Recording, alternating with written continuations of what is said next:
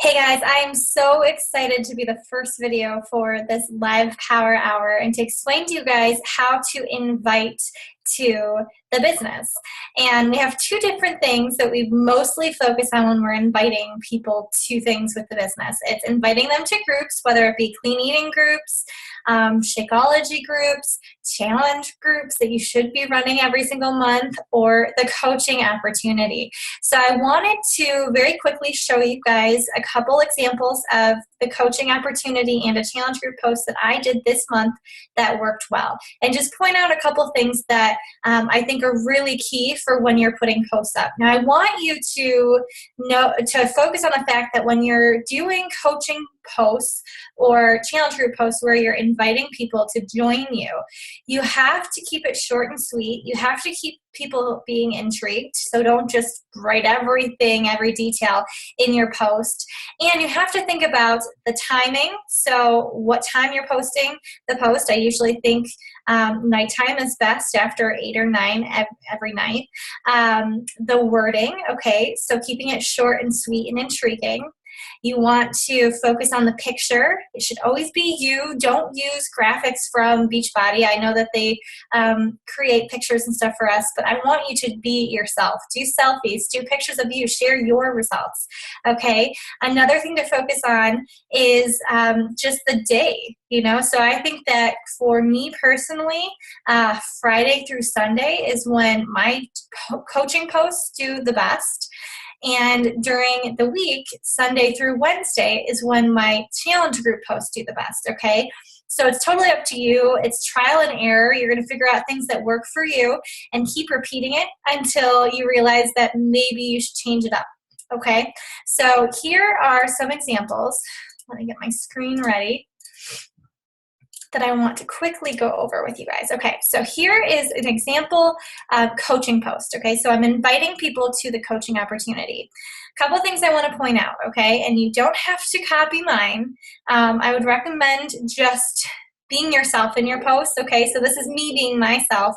And so maybe keep a few key things that I do, but come up with your own stuff, okay?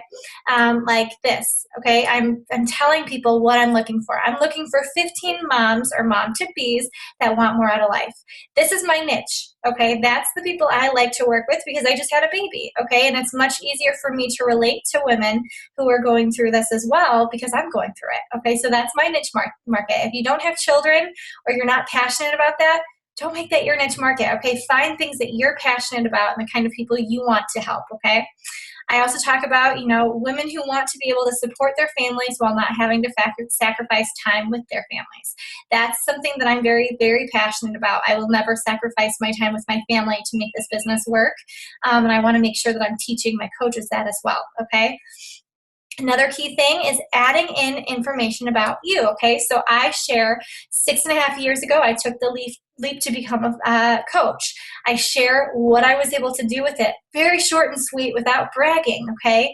And just pulling out some things that catch people's eyes.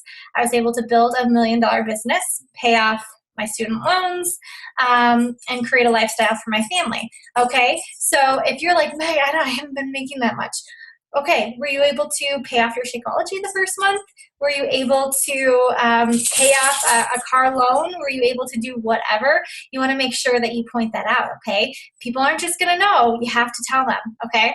The last thing I want to make sure I point out in every single coaching post you have to do is put how you're going to connect with them, okay? So I say, let's do this. Just respond to I'm in and put your email address below and we'll get you set up.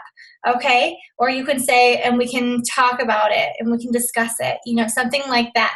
The reason that I always stress to use email is because if you have someone's email address, you can connect with them more than just this month. Say that they don't respond back to you for some reason. You can follow up with them next month, and then the next month, and the next month, and you know that it's getting into their email address, okay, or into their email. If you do it just off of coaching, off of Facebook, sometimes, say that I connect with Megan, who's a coach, and say that I connect with her and she's not a coach, it could go into her other folder or that message request folder, and that person never sees it, okay? We don't want that to happen. Okay, so I did this on my like page and I boosted it, okay? I boosted it over a weekend and it surprisingly got a lot of shares and a lot of comments. I boosted it for $50, guys. So if you're wanting to invest in this business, okay, you can boost your post to get more people to see it. And I'm not gonna get into boosting because there's a ton of information on YouTube about it. And that's a whole nother topic. But, you know, it did help me get a lot of people connected, okay? Another example is challenge group post. This was also on my like page. And I put up, you know, I'm looking for 10 moms who want to transform their bodies and lose 10 to 30 plus pounds, countless inches, and gain strength and confidence. Okay, and I actually saw a post that Missa Buller had put up, and I said, you know what, her post is rocking. You know, I'm gonna look at what she did and I'm gonna change things and make it sound like me. Okay, so when you see people's posts, you can do that. Don't take it word for word, okay? Do not take it word for word. Use a picture of yourself, okay? Share what you're gonna be giving the people. Okay, DVDs, all that stuff. You guys can find this post on my page if you want it. Another thing is I say I'm in and your email address, put your email address and we'll get you set up. Same thing that I said on that other post. Like I said, email addresses are golden. You want to keep them, okay? Okay, so those are the two example posts. Now I wanted to show you just an example conversation. Okay, this is someone who had said something about joining my team. And I email them, okay, and I say, hey you, I saw you wanted information on coaching and joining my team. I would love to send you information. First off, have you ever worked with a coach before? Want to make sure I'm not stepping on toes. This is vital, you guys. Vital, vital, vital, okay? You never want to take someone from another coach, ever, okay? Run your business with integrity. Okay, so before you even get into any information about coaching, ask if they have a coach. If they have a coach, send them back to their coach, okay? If they've bought products from Beachbody, they have a coach, okay? So if there's a reason that they absolutely hate their coach hasn't helped them, then that's okay. But if it's someone who has been helped by their coach, they've been in challenge groups with their coaches, send them back to that coach because you would never want someone to do that to you, right? Okay, so this person responds back, she's never worked with a coach. What exactly do you do? How much does it cost to get started? You're gonna have a lot of people asking you cost right off the bat. And I say, we'll get into that. I would love to send you information about joining my team and the best way for you to learn about it. So would you prefer some quick information here? So we have the bulleted basics of coaching. You guys all have that in your welcome email. If you don't, you should have it. Ask your upline. Or listen to a call I just did. I just did a call. It's on YouTube. You can go and pull it and use that as a resource or come up with your own, okay? I give them options of how they want to learn about it. She wanted information just right here. So I send her the bulleted basics, and at the end I say, so any questions so far, okay? So she responded back, no, I don't have any, I'll have to wait for when I have money, which won't be until March. Never push someone, okay? I say, okay, that's totally fine. Whenever is good for you is good for me. She said, thanks so much. I said, no problem. Okay, so guess what? That person goes on my to-do list or on my follow-up list. So I'm gonna follow up with her at the beginning of March and say, hey, I'm so excited to have you on my team. I know you said March is the month. Let's get you set up. Okay, I'm going to follow up with her. Another example is I wanted to share with you and see, and I'll talk about using an email in a second. I'm going to show you guys. Let's see, weight loss group. Okay. Hey, I saw you commented on my post about joining March 7th. I would love to send you some information. First off, though, have you ever worked with a coach? I don't want to step on toes. Same message, right? Same message. And she says, I was signed up under a friend. If that's what you're asking, she doesn't do groups or anything like that. And I say, is she officially your coach? Does she ever help you with your weight loss, etc.? Okay.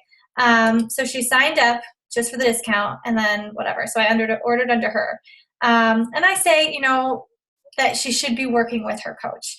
But I would still let her in and have her, still buy things from her coach because I'm okay with doing that.